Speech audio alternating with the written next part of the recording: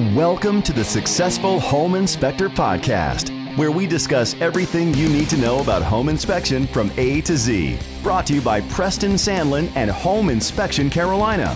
We're here to share some success stories and some not so successful stories. Some things we can all learn from, and maybe, just maybe, we can help each other and raise the profession. So sit back, turn up the volume, and enjoy. Now, here's your host of the Successful Home Inspector Podcast, Preston Sandlin.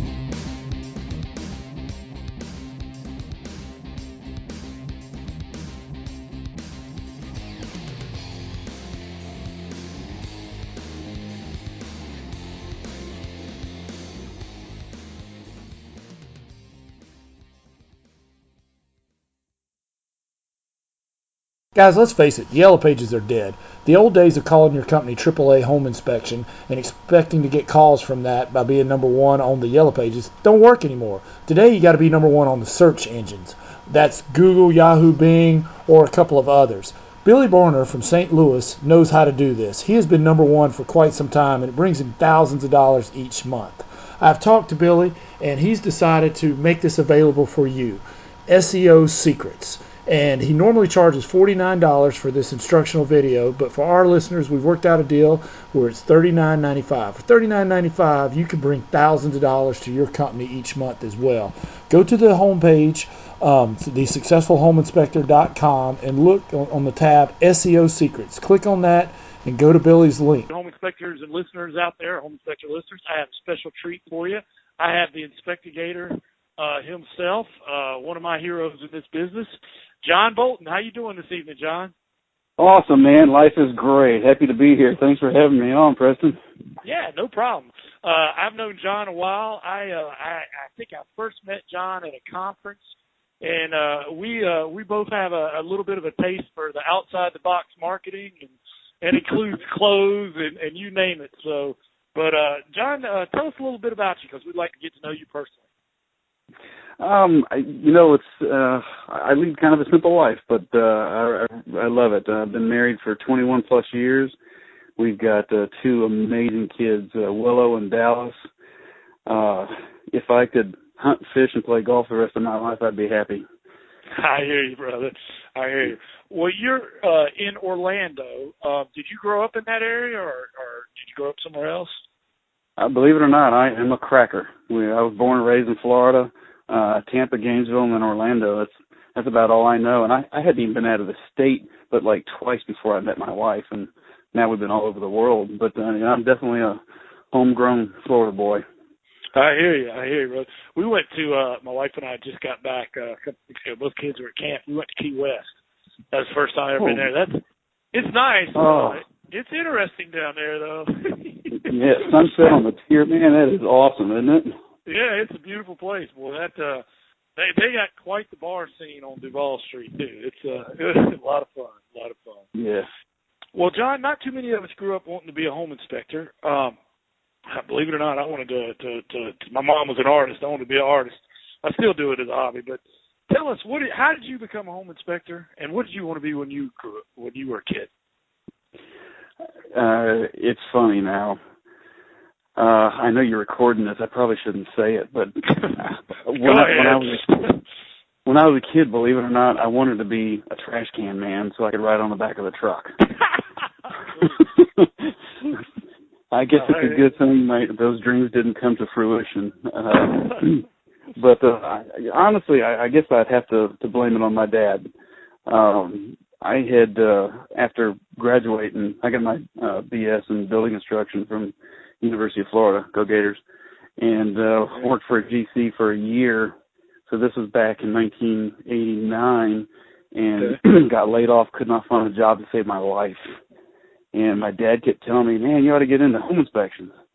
I was sick and tired of construction because I had grown up around it. My dad was a GC, and, as soon as I could paint and install insulation as a kid, that's what we were doing. And I finally decided to check it out, and thank God I did. This is a great job. When I was a superintendent, they said, here's your list of stuff and get it done yesterday under budget. And, it's very stressful, and now we give people a list of stuff that's wrong and leave. Yeah. we don't have to fix it yesterday. Yeah, don't have to fix anything. It's great. I mean, it's an awesome job. I love it. I hear you. And well, tell us how long have you been doing inspections, and tell us about some of the changes you've seen. I started back in 1998, and it's funny when to get started back then. Do you remember the Yellow Pages? Remember those things? Oh yeah, I think they were a Paleolithic period. Yes. I believe it or not, I opened up the Yellow Pages, and there were like 2 pages of home inspectors. That's it. And compared to like today, there's 9,000 licensed home inspectors in Florida. Wow. So yeah, wow. That's a huge difference. Yeah, the new numbers that are coming out are right at that 9,000 mark, which is amazing. So we went, back in 1998. Honest to God, well, here I can date myself again. You remember Word Perfect? Oh yeah. Yeah. I had nothing, and no money, nothing. So I took Word Perfect and I put some boxes on a page and some text. And that was my inspection software. Well, at least you had software. Most of us were doing it on those carbon paper things, splitting them up, passing out the copies, and nobody could read my handwriting. Yeah, no, I've been there, done that too. Those 3-part carbon lists, those were nightmares. Oh yeah. Oh wow. But anyway, I started out with Word Perfect, and I met a guy at a conference one time. He wrote code, and he's looking at my stuff, and he goes, can I ask you a question? Do you know how to use Word? I said, yeah, sure, no problem. He says, well, I can create software for you. And boom, I had real software after that. And got write some code for me. Yeah. So, wow, you were ahead of the curve. I tell you. Well, and all the listeners out there, if you want to see a guy who's ahead of the curve, check out Jon's website, inspectigator.com. He's written books. I mean, he does it all. Drone, infrared. Man, you're definitely you're definitely on the cutting edge. I'm trying to keep up with you, man. Oh, please. Well, Jon, tell us how many inspectors do you have, and what was it like hiring that first one? Because I know a lot of guys out there struggle with that. Take us back there, and what was it like hiring them? Right now, we have 3 full-time guys, including myself. Okay. We employ a total of about 8 people. So I've got 3 inspectors. I've got 2 marketing girls. I've got our accountant is the accountigator, and our administrator is the adminigator. So we've got a lot of support, but everybody has their roles, and it's a nice little happy family. And honestly, the first guy was, for me anyway, was real easy. It was, when you start, you struggle for work, and then as you start to develop a good relationship and you start getting your groove on, you start gaining business, and it got to the point where I had enough where I could take on somebody. And sure. The story is kind of funny because my first guy who is still with me today is Ron Hamill. Awesome guy, love him like a brother. But we were in building construction together at Florida, and I hadn't seen him in the last time I'd seen Ronnie, we were clinking beer, saying "Have a nice life," at graduation. And sure. one day, when I was working with somebody, another guy, we're at this big house in Mount Dora. And it's on a lake, and it's got acreage, and it's a lot of square foot. It's really, really nice. And the guy comes in and he says, "Yeah, my architect is coming, and my builder is coming, and my this guy is coming." And more power to you, brother. It doesn't mean a whole lot to me. I don't care. I have a job to do. But anyway, what was neat about it is his builder was my buddy Ronnie. So wow! Since his graduation, and Ron shows up. It's like, "Hey, how you been? He says. He's a licensed contractor, and he says, "I hate this crap." He says, "I want to do something." I'm like, "You kidding?" So he's been with me ever since. Make a long story short. Awesome. He came aboard. Yeah, it's been a great ride. Now, did you find a lot of stuff wrong with the house you built? He was coming in to do the modifications for the new buyer, so no, we didn't get to rip on him, but. Yeah, I started to say, did he say he wanted to do what you did after you gave him the results or before? Yeah, before. Yeah, I hear you. Well, John, tell us now. I want to ask you a question. It's a little bit off script here, but I thought about it while you were talking. All right, let's say you hire like Ron and or one of your other guys, and I know you're going to recognize this situation. A lot of us find us in this. So you've got a new guy up and running, but this realtor just loves John. Gotta have John. How do you wean because I know a lot of people struggle with this. How do you wean that realtor off John to try the new guy? Do you do anything with that or try to do it? Yeah, I can't wait to hear your answer too. But it's a process. First of all, when you bring on somebody new, they're with you, and they're training and they're learning. This is how we disclose things, and these are our standard operating procedures, and et cetera, et cetera. So at first they get to meet them, and then they see them, more than once and more than twice, and then you start to get comfortable, and then we start weaning them off the training schedule and start to give them the easiest ones first. Newer condos or newer construction, nothing with a crawl space, nothing old and nasty. Start giving them the easier ones first.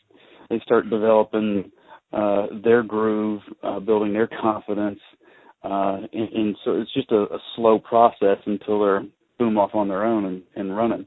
And there's still, thank God, I guess there's still some agents that will only want, John, myself, and that's fine. We'll do whatever we got to do to service our favorite agents. Sure. My answer is pretty much the same. I try to bring them with me and keep bringing them with me, and I'm personally trying to get them to like them, and each time I'm letting the guy do a little bit more and a little bit more, and and training him or her to walk, talk, act like me. So it's pretty close to the same thing, and then hopefully that agent will call in at some point, and it's kind of like, well, Preston's booked up till middle of next week, but that guy that's been coming with him every time, he could do it, 2 days from now or something like that. And a lot of times if they've seen him, like you said, for a long time, they're like, you know what, all right, we'll take him. And, and then the problem is I know there's a lot of one-man shops out there, and there's nothing wrong with that. There's nothing wrong with that at all. And sometimes I think I should go back to that. But we all think that nobody can do it as good as us. But actually, they can do it pretty close. If there's I got some guys now I think that are better than me actually. Used to I was trying to wean them all off. Now nobody asks for me anymore. It hurts my feelings, but I'll let my ego go with that. It's all right. Well, that's John, the way it's supposed to be anyway, right? Oh yeah, absolutely. Well, John, do you have a training process? And I know each guy you bring on is different depending on their experience, but like if you were to hire a guy, like find one you really like to interview them, what would their training look like with Inspectigator? Like I've said, some of the guys we've had didn't last long at all, and I've learned some lessons along the way.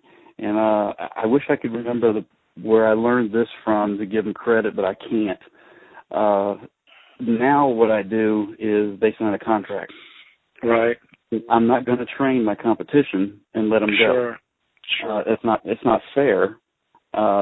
Just like these guys they'll be in my position at some point in their life as well, and it's not fair to them either. So now we have a contract, and it says you're going to work for so many years.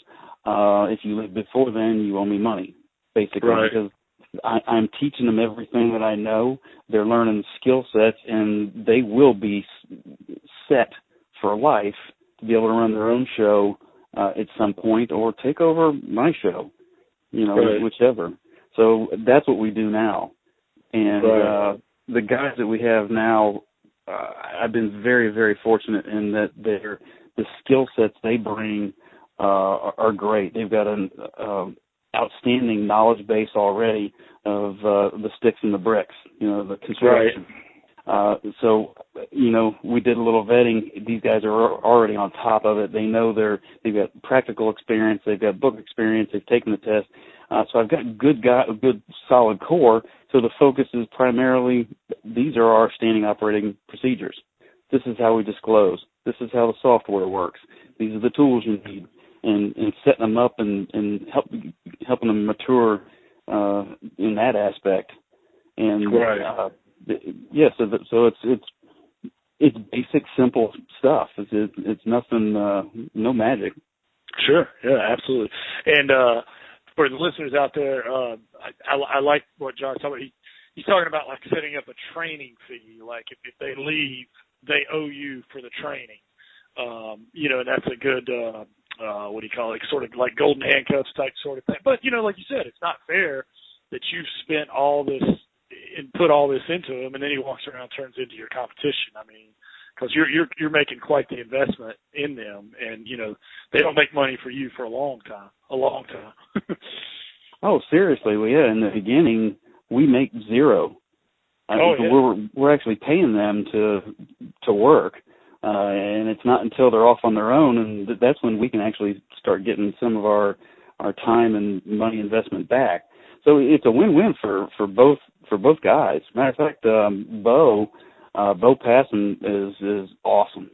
He's been with us now a little over a year, and he went off on his own initially when he got his license and found out, it's not as easy to run a business. It's one thing getting the technical, right. But it's not as easy as running and getting a new business up and going, and so the work is regular enough to make a living.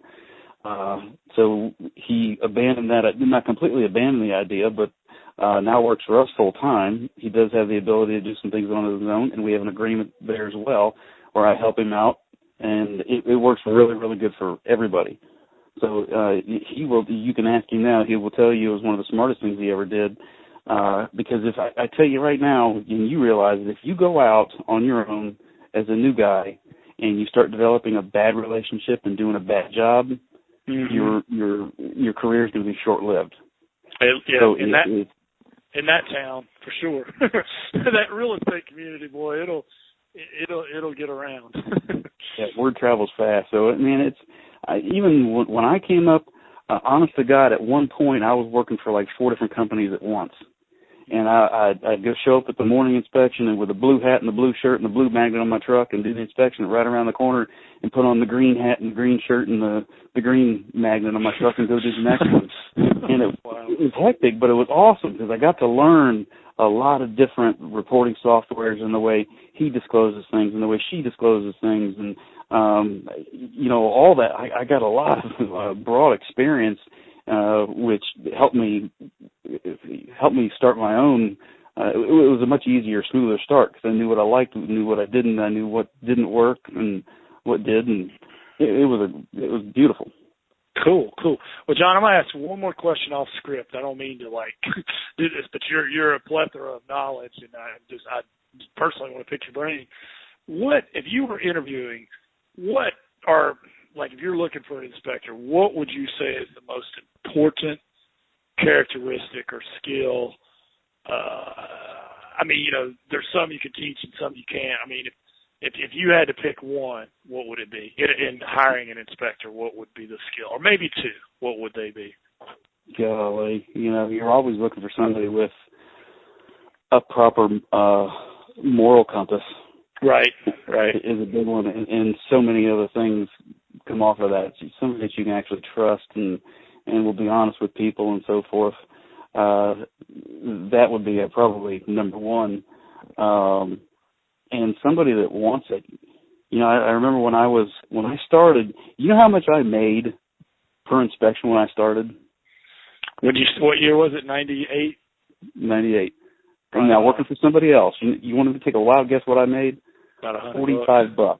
Really? Wow. $45. And you know what? It didn't matter. I wanted it. It didn't make any difference. I wanted it bad, and I worked at it. And now I look back and I realize, these guys were hiring, a guy with no experience and teaching them all this stuff. So now I get it. Right. But if I can find somebody that wants it, man, there's no stopping them. You find somebody with a good moral compass and somebody that wants it, that's willing to work, that's perfect. You can teach the rest. That's not a problem. Absolutely. I'm right there with you. Well, Jon, I'm going to change gears here just a little bit. Could you tell us a success quote that you have a success quote you can share with us? Well, my favorite is what we use. Okay. Nobody does what we do. Nice. I like it. It's on our shirts. It's on our website, and it's true. You know very well. Remember how Dan Kennedy said you must develop you have to differentiate yourself from everybody else, or you will be everybody else. That's right. So we're like, okay, well, we just create our own category, and nobody has the skill sets that we do, the qualifications we do, that delivers the job that we do, in the time frame that we do, and all those things. So nobody does what we do. Or wears the pants that you do, literally and figuratively. You and I are the only ones that have the for all the listeners out there, I have to cue you. Jon and I both wear these crazy pants, loudmouth pants, and we both wore them to conferences and stuff. And I'm sure there's quite a few home inspectors that think we lost a bet or we're nuts or something. And but I tell you, man, it differentiates you, gets you remembered. It's good to stand out in business. It's not good to stand out. Don't wear them in that TSA line, though. I learned that the hard way. Nothing says I want a full body search like a pair of leopard skin breeches. Like a pair of loudmouth. That's right. That's funny. I can't tell you how many times I've been places and somebody says, "Hey, are you Preston?" No. That. Honest to God. I actually had the opposite. A bunch of people were telling me, "Were you at this conference or that conference? I saw this guy wearing crazy breeches." And I was like, "No, that was Jon. I know it was Jon." But, the crazy thing, and I know you've experienced this. I mean, I usually wear them on a day where I've got a presentation, and then whatever else I got to do that day, I just still have them on. But, when I just go back to normal khakis, man, it's like people are disappointed. I expected more from you, man. What's up? We're not worthy of the pants? And, most of the agents are women. I'm like, gosh, I've been disappointing women all my life, man. I'm going to have to wear the pants.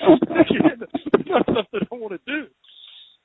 Well, let's say that Jon, I'm a buyer or a real estate agent in your market, buying a house in Orlando or surrounding area. There are other home inspectors in your market. Why should I hire you? Is there something you do that others don't? Yeah, absolutely. That's where our quote comes from. I tell them nobody does what we do. You won't find anybody with a list of credentials like we have that will spend a typical on-site time of 4 to 5 hours. That's our average per house, 4 to 5 hours. In addition to a full technical inspection that it usually exceeds FABI and ASHI standards. We include an interior and electrical panel infrared scan. All three of us are certified thermographers. We give them a free mold assessment, a free mold-safe insurance policy. We monitor all their appliances for safety recalls for life. They get a free threshold inspection for Chinese drywall, and we custom computer generate your report right on site. Nobody else can say that. I'm glad you're not in my market. That's all I can say. Don't come Charlotte. Well, Jon, we're going to change gears here, trying to keep you off balance a little bit. Tell us something that most people don't know about you, and what do you like to do in your spare time? I know you probably don't have much spare time in this business, but if you had spare time, what would you do? What is that? You have to explain to me what spare time is. Yeah. If you had spare time, what would you do? And tell us something maybe people don't know about you. Yeah, I love to hit little white balls and chase after them. Right. Absolutely love that. They don't make golf courses in bad neighborhoods. So you're always in beautiful places. And I love to hunt and fish, your typical Florida boy stuff. But, one of the things you mentioned earlier that not a lot of people know, I wrote my first book last year, Tactical Real Estate Negotiator, and that was pretty cool to finally finish that thing. It's like 266 pages, and that was neat. That's awesome, brother. Did you get together with somebody to? I mean, I know you wrote it, but because I'm thinking about writing one, and I wrote a chapter, but I don't. And I know there's people out there that help you get it together. Or I mean, did you self-publish? I mean, if you don't mind me asking, it's actually easier than it sounds. I'm the guy that sits down, like Wally Conway. When he wrote his first book, he told me he went and secluded himself on his boat and he wrote the whole thing in 2 days. Really? Now, that's amazing. Yeah, that's amazing. I can't do that. And his first book is amazing. It's like a conversation with Wally. If you haven't read it, the Happy Home Inspector. Yeah, exactly. That was a great book. I have been writing articles for years and years and years for different publications, local ones, national ones, and in studying marketing, one of the top things they tell you is, you got to write a book. And I'm like, oh man, I can't do the Wally thing. I don't even have a boat, so I can't do that, And somebody says, well, you've been writing all these articles, just put them all in one place. Mm-hmm. I was like, ta-da, the light bulb. Right. So that's what a majority of the book is a lot of articles that I put together. Nice. So, once you do all that, it's not that difficult. Right. And then, there's a lot of cheap and free help online. Okay. So you definitely got to write yours, Preston. I got a couple of ideas. Well, let's give you a plug. If the listeners out there are interested in your book, how could they buy your book? It's available on Amazon, but let me qualify it because it's 266 pages and it's full color, so it's extremely expensive to produce. Mm-hmm. Retail on it's like $44. Right. But I did that intentionally because it looks cool and my kids are proud of me now. But we'll come out with a black and white version soon. But what I did, I can produce it on CDs inexpensively. Oh, okay. So I have PDF version on CD, and those are like $10, and everybody can afford $10. Sure. So as much as I'd love to sell a $45 book on Amazon, I have CDs for $10. It's called it's Tactical Real Estate Negotiator, right? That's correct. Now, can they buy it from your website as well? I'm on your website at expectgator.com, or would it be better for them to go to Amazon? It should link you to it. If it doesn't, it's tacticalrealestatenegotiator.com. Oh, okay. I'll tell you what, I'll click on it and see. I think I just pinned it to my to my Pinterest. I'm not sure if it's my computer's slow. Yeah, it did. It went right to Amazon. Yeah, you can buy it right there. Cool. Yeah, it's got the $10 thing there. All right, I'm gonna buy one right now. Awesome. Well, I'm letting that go through. Well, John, you know as well as I do that if you do enough home inspections, you're gonna have an unhappy camper. How do you handle an and they come in threes, by the way. You won't have one for a long time, and bam, you'll get three. I hate when you get two because I'm like waiting for that third one to come. How do you handle an unhappy camper? Do you have a process? What's that look like? Honestly, and thank God, thank the Lord, we rarely have complaints. The way we do our inspections, when I say they take 4 to 5 hours, is because they're extremely thorough and in-depth, and we document. So there's not a whole lot to complain about. The complaints that we do have, man, I tell you, some of them are crazy. I've been accused of stretching carpet. Yeah, seriously. And I'm like, really? We didn't put the shower curtain back. Really? Yeah, stuff like that. It took you longer to email me that than it would have been to just push the shower curtain back. Yes, exactly. One time I got accused of moving a water heater. Moving a water heater? Moving a water heater, and that's why the pipe broke, even though we had witnesses that I didn't move the water heater. But we've had some odd things. But, just like anything, like you said, everybody's going to have a complaint, and you have to listen. Right. When you're argumentative, it goes nowhere. So you've got to listen. Yes, ma'am. Yes, sir. I understand. I know exactly where you're coming from. Hear them out. A lot of times, that's all they want. Once right. they get it off the chest, they're done. So that's happened multiple times, and it's a great idea if you say, no problem, I'll come out and take a look. And sometimes that's all they need. I remember one time I went out to go look at a roof. It was a metal roof, the kind that are made to look like tile roofs. Mm-hmm.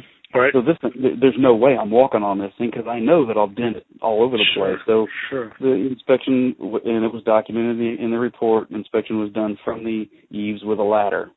But I had to go out there, and he says, see all the dents all over the place? Yes, sir. But I never got on this roof.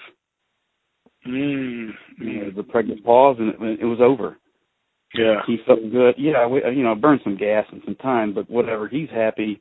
He realizes that, no, I didn't walk all over the roof. Who did? I don't know. Yes. Well, what do you think? Gas and time's nothing if you put it to bed. Cause, just putting it to bed, because I've been involved in legal action even when it was absolutely right. It's still going to cost you some money and time and ulcers and everything else. Well, John, I have two follow-up questions on that. All right, so let me give you two scenarios. I know you do a thorough report, but how many? I know you've had complaints that you get that complaint and they are just freaking dead set, and then you look up, it's in the report. They just rushed and bought the house, didn't have it fixed or whatever. And even when you tell them, how do you handle that? Let's say the person, what's your best politically correct or whatever you want to call it? The person just dead set, you're going to pay for it, whether it's in the report or not. I know it's easy to say, well, it's in the report. But obviously you try to be tactical because you're the tactical real estate negotiator. How do you, let's say you had an irate person call up and it was in the report, but he keeps coming. How would you try to let him down easy, I guess is what I'm trying to say. A lot of times it really depends, and you got to take every one of these as an individual. And like Nathan would tell both of us, with a couple $100 or whatever, pay it, move on, get it done, and move on. Then everybody's happy. But I did have one. It's a bogus thing, and he wanted $11,000, and that wasn't going to happen. Right. Especially when it's bogus stuff. So hopefully they're going to be small dollar things for you, and primarily that's for any of us to miss something huge, a $10,000 problem, a $20,000 problem, the probability is pretty small, because if it's that big, you can't miss it, right? Right. Not if you're doing your job. Yeah, exactly. So if it's a couple $100 and they don't go away, fine. Here's your money back and make everybody happy, or hire somebody to go fix it and just make it go away and makes the realtors happy, makes the client happy, and move on. It's just part of doing business. Absolutely. When you add it up at the end of the year, and so what, you paid out $500, $600, $700. What's that? Who cares? Well, yeah, and I know there's some people out there that are probably sitting in their car with, it's the principle of the thing. Trust me, if they try to fight you, it's going to cost you a heck of a lot more time, money. And you know what? You could easily go make that $600 another inspection or two and not, put it to bed if you can. Well, I do have one more follow-up question. You mentioned that your reports are real thorough, and I know they are, and so am I. So I know you get this complaint, and I'm just curious how you handle it. And I think there's ways you can handle it. I'm curious how you handle it. The realtor, you're too thorough. You're too, you're you're. I'm sure you get a little blowback from realtors from time, not all of them, but some of them. How do you explain the length of? That's what I get. Is that report's too long. And I'll give you my answer too, either before or after yours. But what's your answer to that? And that's one of our biggest complaints is you take too long and you find too much stuff. Right. But then they call you on the house that they're buying or their kids buying. Oh yeah, all the time, all the time. But honestly, I fear the judge and the client more than I fear a realtor, complaining because we take too long to find too much stuff. I'd rather not get sued. You know, it's a lot less expensive that way. Absolutely. So, and at the end of the day, I mean, we work for the client. You know, I know there's some people out there that are going, well, you work for the client, but you know, we want to make everybody happy if we can, but sometimes it's not possible. Sorry, I hijacked your answer there. That's it. You nailed it. You do the best job you can. You handle the complaints as they come, but if you start to cut corners and do a little less, it's a bad business model. Sure. Real bad. Well, you know, and one way I answer it, you know, complaint we get are that our reports are really long, and they are long. But we take a lot of pictures, and I think they like that. And you know, we put a lot of informational stuff in there, like where the cutoffs are, you know, what the size of their filter, and we found that the buyers appreciate that. You know, so that, you know, when they go buy the filters, these are the filters they buy. You know, the dryer cord. You know, there's like 4 different cord plugs for the dryer. You know, so we take a picture of it ahead of time. You know, I tell them, well, we put a lot of that stuff in there. So, I mean, I think just assuming the length of the report is correlating with how bad the house isn't necessarily true. I mean, if you're putting a lot of, you know, good informational stuff in it, because they don't get a handbook on the house. They get a handbook for their microwave, a handbook for their stove, you know, but we like to make it a little bit of a handbook for the house because, you know, you need to know where your cutoffs are, where all your GFCI trips, things like that, and explain it to them, you know. So if something's going to trip, and they're not going to know where the reset is if you don't, you know. Yeah, good point. So, well, John, we're going to get into some highs and lows, but first, let's pause for sponsors. Are you struggling to make your home inspection business grow? Well, have I got the answer for you. HomeInspectionFlyers.com. At HomeInspectionFlyers.com, you get 5 flyers a month. There are 3 sales flyers and 2 recipe flyers. And you can customize them to exactly what you want. And these make great flyers when you go to the offices to put in their boxes, especially if you're doing like candy bowls or something along that nature. Like I said, it's 5 flyers a month for $29.99, and they're very creative, and you just put in your information. They come as a publisher file, and you just put in your information, and then you send them off to get printed. You can send them off online, and you can get color copies for, you know, less than 10 cents a copy. It's a great way to go. I went from being a 1-man home inspection firm to a 7-man home inspection firm on this one strategy alone.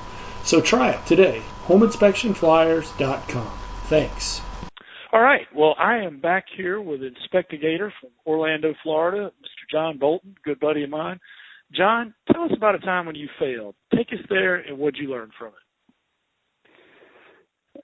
You know, it would have to be when you have a complainer that got me emotionally. You know, if you need to take a look at complaints for exactly what it is, no emotion, these are sticks and bricks, and you're going to get criticized. You suck, and you don't know what you're doing. You're going to get those kind of things. Let's break it down into facts. Right. What is there? What do we document? That kind of thing. And I said we were on a 3-way one time with a realtor and a very upset client, and he's a very high roller executive. And I said something stupid that I shouldn't have, but I was emotional, and that was unprofessional on my part, and I shocked everybody. Right. Thank God that's years ago. That's old. Yeah. Gone. Oh no, I've had those conversations. I've had to, you know, and I'm not going to tell you that I haven't said some things. Because I have said some things that I wish I could take back. You know, and I was a lot younger then. But now I've got to where, you know, if they start getting nasty, I'm just like, look, you know, if we can't talk civilized, we're going to have to end this conversation, you know, and call back maybe a time we can. But like you said, sticks and bricks. Try to keep our emotion, but they're going to be emotional. Let's see. On the other end of the spectrum, John, tell us about a time. I had down I made it moment, but I don't like that because I always feel like we're a work in progress. How about I've come a long way moment? Have you had one of those? You know, like I told you, I've written articles for years, and that's fun. And when people read your stuff and say, hey, I read your stuff, I love your stuff, that is really cool. That's really, really rewarding. You make no money off of it, but it's really, really cool when someone says, man, I learned something from you. And those moments can't come often enough. Those just make you feel so good. Right. Then as it escalates, I've been quoted twice in the New York Times. Nice. And that's pretty cool. When the New York Times calls and says, hey, we'd like to get a quote. Like, wow, I don't know where this came from, but that's pretty dang cool. They know I'm just a country bumpkin. Yeah, a little Florida boy. I've been quoted a couple times in the New York Times and some other smaller, periodicals and that kind of thing. But one of the biggest things is I remember my son was a little younger, and I'm working on the book, and he says, Daddy, you're writing a book? I said, yeah, buddy. And he says, wow. To him, this was like, oh my God, you're going to be famous. And, wow, if you write a book, I'm going to be so proud of you. And then I say that, oh God Almighty, that got me right in the heart, and that was a motivation to get that. Yeah, no, it's a great example to set for him too, man. That's good parenting right there. That just makes, and I'm sitting here as you're saying that, going, I need to get off my slack butt. Go write my book. There you go, man. Hey, maybe we can corroborate on one. How's that? I hear you. But I'll have to add one to John. I thought one of the first times I met John, we were at this big marketing thing, this marketing guru, and there's everybody in there. They're really, to my surprise, there were only 3 home inspectors, you, me, and another guy, man, I can't remember his name. But there's like a lot of chiropractors, and all, they're all like marketing gurus. And the guy up on stage pulls up this board. I remember because I copied it. He pulls up this board that you mailed out to a whole bunch of people. Literally, like a 2x4. You painted it up or something. I can't quite remember the exact, but it was sort of like, are you bored with your current home inspector? Are you not excited or not thrilled with are you bored with your home inspection experience? And man, I wrote all that down, and as soon as I got home, man, I went and bought a whole bunch of 2x4s and mailed them out. Did you really? It's awesome, man. I did. Yeah, it's awesome. I think that predated Facebook. If it hadn't, I would have put it all over Facebook and gave you credit, but I don't even think Facebook had got out at that point. Oh, that was several years ago. Good stuff, that was man. a shocker too. I mean, there were 500 people in that audience, and I assumed, like you did, I thought everybody in there was these doctors and chiropractors, dentists, all this stuff, and they actually mentioned Preston Sandlin, home inspector, and I was like, what? Are you kidding me? There's another home inspector here. That was pretty cool. Yeah, I sent in a letter. The thing that I sent in that he showed was my daughter wrote a letter, like with crayon about using my daddy. Well, it was kind of like the first. It was a take on the 3 Little Pigs, and it was I think she was about 6 or 7. She wrote this thing. Says the first home inspector was too scary. He scared all the people, and the buyer and the realtor were not happy. The second home inspector was visually impaired, and he missed a bunch of stuff. And the third home inspector was just right, and of course, he's from our company. And he showed that. Oh, and then my daughter finished it off. She said, "My dad said everybody who calls on this article, he'll give me $5." It said, "Will you call soon? Because we're saving to go to Disney World." So I sent those things out, John, and honestly, like 3 or 4 realtors mailed $5 to my daughter. Oh my God, that's so cool. They said, you know what? They said, I don't have a home inspection right now, but this is worthy of $5. Here you go. That is really cool. I'd rather have the home inspection, but we'll take it. No, I'm just kidding. And I gotta be honest with you too. I swiped and deployed that idea. I did something very similar where I wrote it in crayon and the whole thing, and used an infrared image of the child. And but that core idea came from you. Awesome. I'm gonna start watching your stuff, man. I steal all my best stuff. No, it's good stuff. I thought what you did was brilliant. Well, besides tactical real estate negotiator, Do you have a favorite book that you could recommend to our listeners, John? Man, they were probably on the top of everybody's list, but Rich Dad, Poor Dad. Oh, yeah, Robert Kiyosaki. Robert Kiyosaki. You got it. Absolutely. Revisited. Got to read it. Gerber. You know, it's funny, when we were talking about training an inspector, I was about to say a quote that I got from Robert Kiyosaki. You know, when you first out, we were talking about training them, and, you know, you don't make any money in the beginning. In fact, you lose money.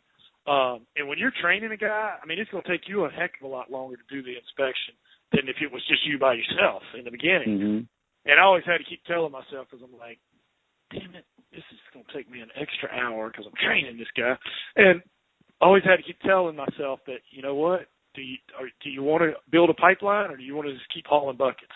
You know, and that came from Robert Kiyosaki. So I was like, there you go. That's a good one. You're building a pipeline. It takes time to build a pipeline, you know, or else you're just going to be hauling buckets all the time. Well, how we talked a little bit about some of the changes you've seen. How, if you could predict the future, John, what do you think is going to change about the home inspection business in the future? You know, infrared is becoming more and more and more popular. Right. It's good for the industry, bad for, you know, creates more competition. But the great good would be providing a better service to the clientele. So right. I see infrared being as common as a moisture meter. Right. I'm with you. It really should be. And the prices are coming down. Go ahead. Yeah, prices are coming down, but anybody listening and thinking about getting into infrared, don't buy low-end stuff. Get you're going to be writing a check every month. Get a good camera. I'm on my 5th camera, and I had mine for calibration one time, and had to borrow one of these I call entry level, lower res, and it was horrible, absolutely horrible. I didn't want to go to work. You know, when the water intrusion, for instance, is real bad, piece of cake, no problem, you can see it. But when it hasn't rained in a few days and stuff is evaporating, the low res can't find it. Where in the higher res, you get a better quality camera. You can still find things. So highly, highly recommend, if you're going to get into infrared, man, spend some money, because you know what you're paying for. Cool. Of course, we live in Florida, and mold is a big one. Right. And now it's getting state license as well as, you know, the home inspector is. So, but it's harder and harder to get that license now. But that's going to be coming. You know, should be more commonplace. We do a lot of, you know, air sampling and that kind of thing. You know, it's funny. I can remember back in the day working for other people, like we mentioned earlier, using the 3-part carbonless forms that were just horrible. You couldn't email them, you couldn't fax them, and believe it or not, there are still some people here local that use a clipboard and a pen and paper, which blows me away in this day and age. Right. There's no reason for you not to have some kind of software. Right. It's readily available, affordable, and instead of looking like a schmo with a clipboard, you actually look like a professional with professionally designed software that works and has a lot of CYA stuff in it. No, I'm with you.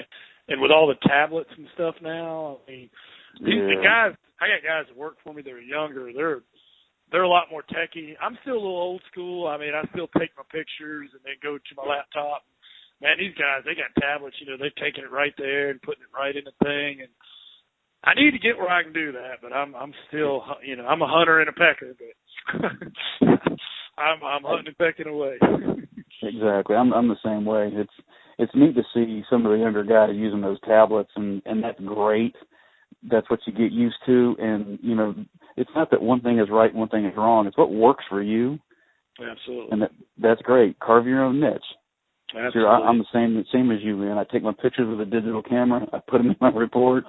I got my laptop. I'm good to roll. Yeah. These guys, I'm jealous, man. They got their tablet, so they're right, like, you know, they go to the kitchen faucet, something's wrong with it. They take a picture. It's already there. Boom, boom, boom. You know, and then they can, you know, it's like my daughter, man. She can text faster than she can talk.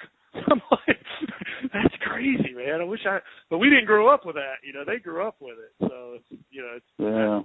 There's going to be a time when babies will be texting before they talk.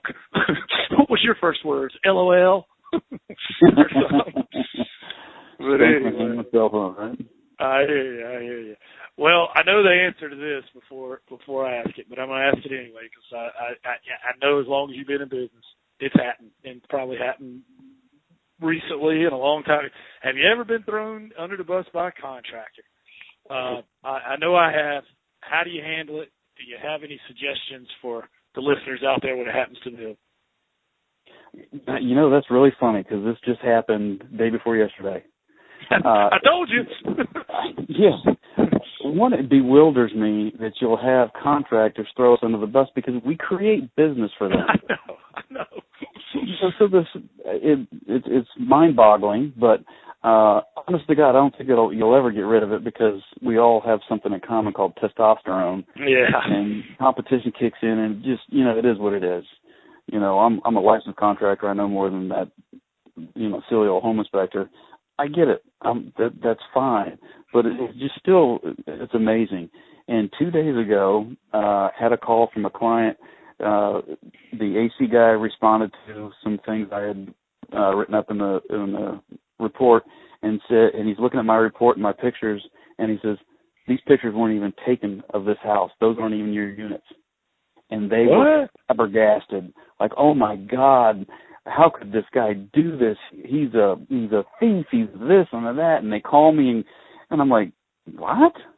This doesn't even make sense to me because I just, like you and I talk, I take a picture and it goes in my report." Yeah. Kind of hard to screw this up, right? Right. So they wanted me to come back out and do a reinspect and do all this stuff, and I couldn't do it. But Bo went out there and did it. I gave him a copy of my report. I told him this is what the AC guy says. Is it possible that I screwed up? Anything is possible, but there's no way. When you're there, you take a picture, it goes in the report, right? Sure. So Bo actually had to go out there, take the same picture I did, come down and show him, see John's picture. That's crazy. That's crazy, isn't it? Yeah, I've had a few like that, and I'm like you too. I mean, I'm pretty sure, but sometimes they're so adamant about it that there's like this 0.5% chance in the back of your mind that I somehow get it mixed up, and I'm almost positive. So I'm always, I'm not going to argue with them right there. I'm going to go like you did. I'm going to go back out there to make sure. But I'm like, why would you? What an idiot! I mean, the contractor. I mean, why? Yeah. He gets me. I've had similar stuff. That's one reason I love to quote code. I love it. I'll pull it out often and put it in there because now it's not John's opinion. Right. I'm saying that this is defective or not right based on, Florida building code, mechanical, electrical, take your pick, right? Sure. And put the code section in there. And then it makes it even harder for a licensed guy to argue. Sure. That's like the royal flush. You can't beat that. I mean, that trumps everything. I mean, unless you got manufacturer's instructions, which I doubt they got. I mean, depending on what it is. Exactly. Well, John, you mentioned that Florida has a lot of mold, and we have some here, probably not quite as bad. But here's one thing that bothers me is mold remediation salesmen. That they're more interested in selling the job than whether you need it or not. If you know where I'm going with this.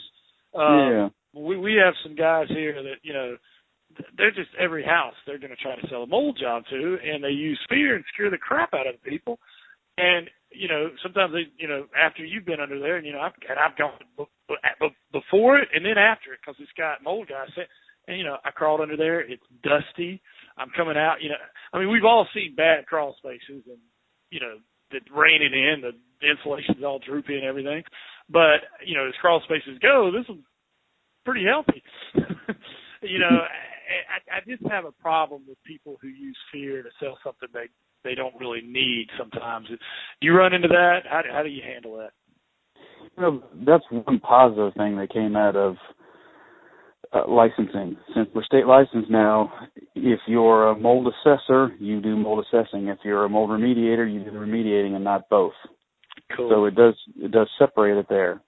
So I like it, one guy goes in and he says, this is the affected area, and here's the pictures, here's the proof, here's the remediation protocol, and so forth. And then the guy that actually does the remediation comes in and does his job only. Right. So that has helped. You took the chicken out of the hen house, so to speak. Or the fox out of the hen house, whatever. You guys didn't have both jobs. The guy who. One more kind of negative thing, then we'll have a little bit of fun here. And you've been so gracious with your time, and I'll try to wind it up here pretty soon. John, I want to ask your opinion on something else. Home inspector forums. There's some great forums out there. There's some great people on them that will help you out. Every once in a while, though, they get a little unprofessional at times, chest thumping. You have any idea how? I don't know if you've ever seen that, but do you have any idea how that can be prevented? Or we want to keep it professional. Have any thoughts on that? Well, there'll always be people that are less eloquent than they should be, and you can't get rid of it. So I like reading some of these and following, but only interject when necessary. Sure. No, I think that's good. Well, and I think, people get weeded out over time. I mean, most people have a pretty decent judge of, look, dude, you're just a bunch of hot air. Shut up. Let the people who've got legitimate stuff and, I think time kind of heals that. Well, now, John, with this question of mine, remember, we're a G-rated show. I told iTunes that. What is the craziest, wildest, or weirdest thing you've ever found on a home inspection? That I've ever found? Mm-hmm. A dead body. No way! Yeah. Holy cow! Man, you got to give us some details. Tell what happened. Full house, too. Occupied house. Go in the garage, there's a dead body. Shock, right? Where? You think you're going to be prepared for this, but your mind it does amazing things. It's extremely fast, and it tries to calculate and figure out what the heck is going on really super fast. So there I am at a house going in the garage, dead body. There's all these people inside. None of this makes sense, and I was frozen, but my mind is going a mile in a minute, and the seller actually made and produced dead bodies for Universal Studios. Oh, okay. So it looked very real. Okay. And it was all nonchalant, but hey, I got this dead body in the garage, guys. Right. So it scared the pants off of me, but fortunately, it was manufactured. Oh wow! Wait, do you know what my dad did for a living? My dad was a mortician. But that's a whole other podcast. I could tell you some stories, but some crazy stuff there. John, and we're starting to wind down. I think I just got 5 or 6 more questions here. They're shorter. Do you have a resource you'd be willing to share with the listeners? Maybe an app or a website or something that'll help people with their business in some way or another. You have anything you'd be willing to share? There's a ton of things, and it depends on what you're looking for, technical or business. Right? Let's say technical. Well, either one, whatever one I don't care. Which I tell you, Jerry Peck has a website called Ask Codeman. Okay. And talk about a plethora of information. This guy knows building code like nobody, and he has a lot of history. For example, bonding when it comes to pools, bonding equipment and steel, all that stuff. There's an answer, there's a resource thing in there, frequently asked stuff, and you can go search it. And there's one he has in there that's actually been around since 1962. Really? AskCodeman.com. Codeman, yeah. Jerry Peck, very upstanding guy, amazingly intelligent and this is what he does for a living, is expert witness and that kind of thing. And that's an amazing resource. And so I literally copied and pasted the history that he created for pool bonding to show, you know, when all of a sudden realtors become code experts and tell you, hey, it wasn't code back then. Well, yes, ma'am, yes, sir. It's actually been around since 1962, and boom, boom, boom, boom, boom. So I've copied what he put in there, given him credit for it, of course, and put it right in there. Similarly, you know, bonding of electrical panels, that's been around since they invented electricity, believe it or not. Wow. Now that's like a 3-page explanation. It really gets a little deep. But the bottom line is it's been around for a long time.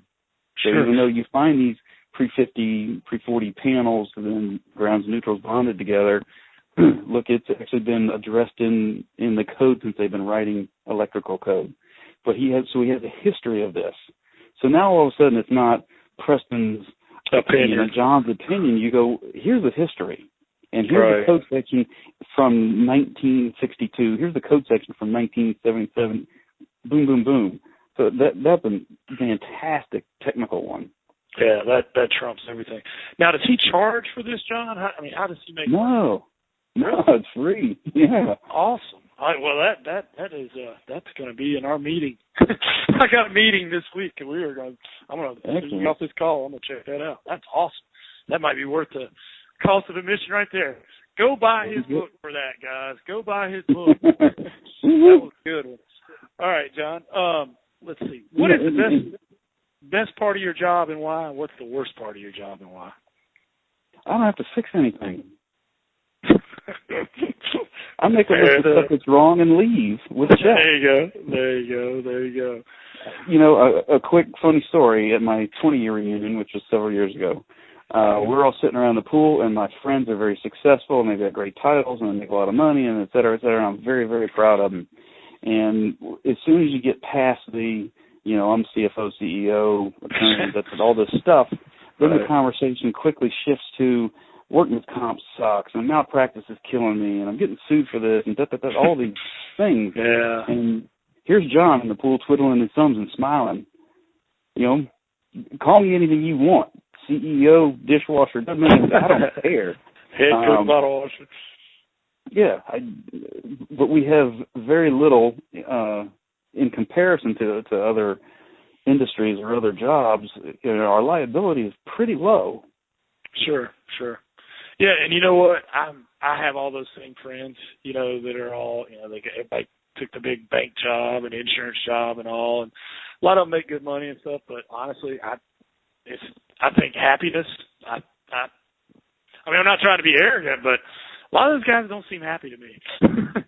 You know, yeah, you got it. We got a great job.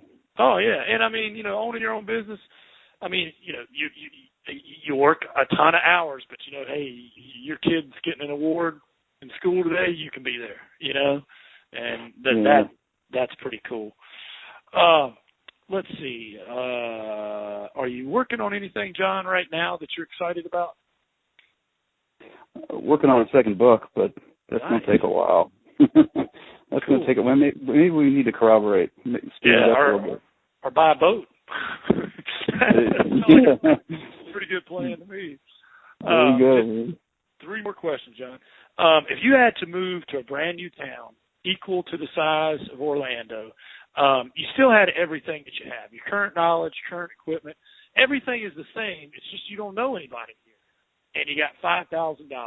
What are you going to do that first week? So basically what I'm asking you, what are you going to get the biggest return, ROI on your marketing?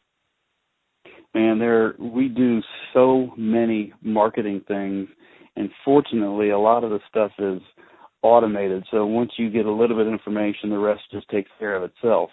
Sure. And that's part of, you know, when you ask good sites, the technical we talked about, you and I both know Nathan Thornberry.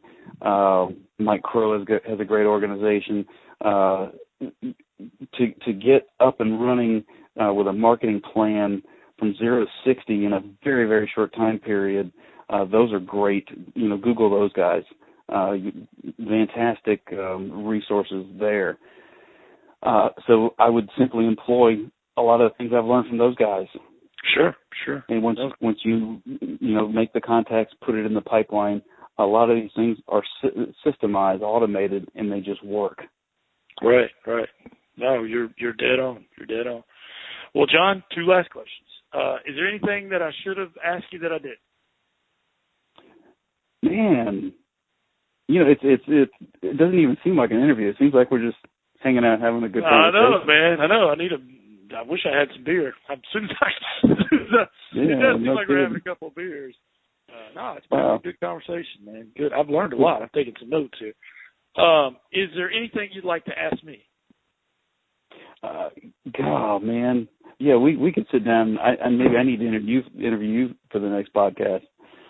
Sure. I could ask all these same questions, and where do you find guys? Because that's one of the hardest things in any business, but especially this business. There's a lot of people that have zero experience and want to start out making a lot of money, and you can't pay somebody that's on day one the same as you're paying somebody that's been with you for 15 years. Sure. So where do you find guys? Well, a couple of different ways, but one way I kind of right away. I mean, you and I know this business has 3 parts. The technical part, which, there's a lot of good technical guys. The marketing part and the administrative part, the scheduling, there's a lot to that administrative people. I mean, people always need this or that, and it's very hard for one-man shops, and nothing wrong with that, but it's very hard. And, my sell to them is always like, how would you like to just do the one part of it you like the most, the technical part? And I'll take care of the marketing part and the administrative part. So, first of all, that's my sell to them. The second part is, so I'm looking for people who have really bad marketing. They may be an excellent inspector, but bad marketing. So, when you Google, like, home inspector Orlando, let's say, well, I know you're on page 1, and there's probably a couple other guys on page 1. Go to page 10. See who's on page 10. And go to. That's a brilliant idea, man. Yeah, and go to the offices. When you put your stuff out and whatnot, look for the worst flyer you could find. The one that was made on a desktop publisher from about 15 years ago on a dot matrix printer, and with the little ripped edges. Right, yeah. And this guy, he may be one of the greatest inspectors ever. He probably is a good. Marketing's a totally different thing, and a lot of guys don't want to do that. That guy, it would be a win-win if he worked for you, because you can help him and he can help you. So I'm looking for guys with, and I love guys who've been, like you said, your guy went out on his own and realized it wasn't as easy as people haven't done it. They think they're going to get their license and, oh boy, roll out the red carpet. There's a lot more to it. So I love getting guys who've done it for a while and just realized, and the other part of it, John, they're on a roller coaster all the time. It's like, they go market a little bit, they get busy, and they stop marketing, right? And because they're busy doing inspections, they're trying to schedule an inspection while they're up on a roof or in crawl space. Oh gosh, and then all of a sudden, phone stops ringing, and they're like, they're in this constant state of anxiety if the phone doesn't ring, and because they don't have, like you talked about, systems that keep the funnel full. And and a lot of these guys, you talk to them, and they probably don't like you at first because of all the stuff you do, and man, you're taking. But you know what? Stay friendly with them, even if they are, don't like you at first, and and just say, hey, if you ever, and sooner or later, sometimes some guys say, you know what, I'm tired of being on that roller coaster, and and I'd like to be able to go on vacation and come back and have a full schedule and not be worried about it. You know what I mean? So I guess my advice would be look for some guys with terrible marketing that are good technical guys, and you'd be helping them out. I mean, you could help each other out. So I guess that would be my advice. But it's still hard. But go to page 10 of Google. That is just simply brilliant. I love it. Well, cool. Wow. Well, John, I've been holding you up. I'm going to let you get to your family, but you've been so gracious with your time. once again, listeners, please go to his website, inspectigator.com, buy his book that's on there. Is there any other way that people could get in touch with us if they want to find out more about you, John? That's probably the easiest, Inspectigator, because all the contact information is on there, emails, phone numbers, all that kind of stuff. Okay. And well, awesome. Well, John, we're all a big family, so if we can, if I can help, that's great. If you live in my neighborhood, let's go talk. Sure. No, and that's the purpose of the whole podcast. When people ask me why, I mean, I do push I have these flyers I push, but trust me, I'm not making enough on that to be. But I'm hoping, we're all part of the same profession here, and I'm hoping if we all help each other, we raise the standards of the profession, and we that helps us all out. And man, you are certainly raising the bar, and that helps us all, and we sure do appreciate it, John. Hey, man, this has been great. Awesome. Well, John, I'll probably catch you at the next conference, brother, but call me anytime, all right? Excellent. I'll see you in a few months. All right, brother. Have a good one. Next month. Yeah, it's September. That's right. Got to figure out. My daughter's got a volleyball tournament, and I'll figure it out. All right, brother. Good talking to you. I might have to spend mini-me up there. No, I'm just kidding. All right, brother. Have a good one. All right, take care. Bye. You too. Bye. Thanks for checking out the Successful Home Inspector podcast. You can find show links at thesuccessfulhomeinspector.com. Check out the website for special offers, information, and other resources. Thanks again for listening to the Successful Home Inspector podcast. And remember to check back for new episodes. The Successful Home Inspector podcast is brought to you by Preston Sandlin and Home Inspection Carolina.